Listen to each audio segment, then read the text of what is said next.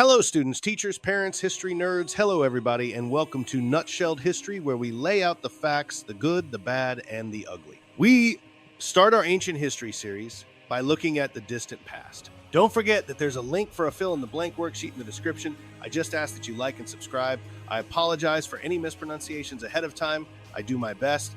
Okay, here we go. Some scientists study the beginnings of human beings. These scientists are called archaeologists, studying early humans.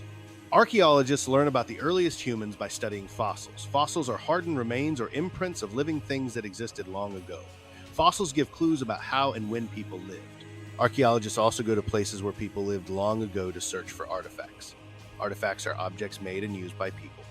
Artifacts include such things as tools, pottery, and weapons. Archaeologists study artifacts to learn how people hunted and what they ate. Where did human ancestors live? For a long time, archaeologists could not agree where the first human ancestors lived.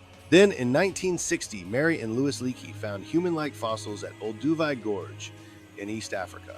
Tests showed the fossils were at least 1.75 million years old. So the search for the earliest human ancestors, or hominins, focused on Africa. In 1974, archaeologists found bones of a 3.5-foot-tall female who walked upright in Ethiopia, a country in East Africa. They named her Lucy. Lucy's bones showed that she lived 3.2 million years ago.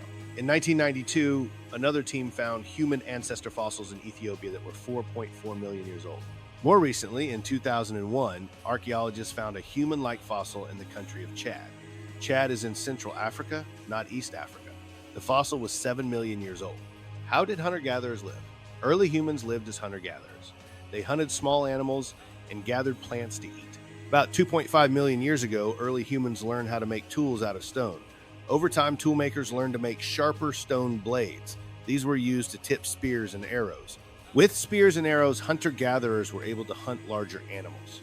The ability to make tools was so important that archaeologists call this period the Paleolithic era, or Old Stone Age.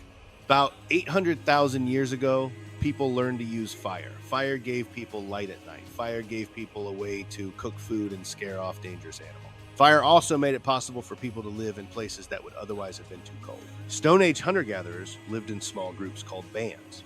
A typical band included 10 or 12 adults and their children. Most of their time was spent looking for food. After they gathered as much food as they could in an area, they would move. And the recap.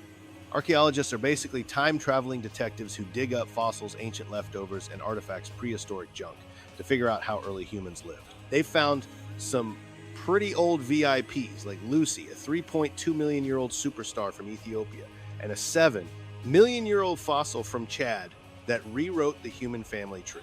These early humans were hunter-gatherers who spent their days foraging, hunting, and upgrading their rock tools, kind of like the first DIY enthusiasts. Around 800,000 years ago, they even mastered fire, which meant no more cold nights, raw meat, or unexpected lion attacks.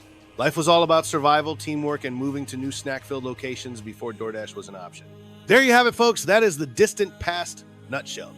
Thanks for stopping by Nutshelled History. Let's go nuts on those like and subscribe buttons for me. It helps my future. Okay, I'll see y'all next time on Nutshelled History.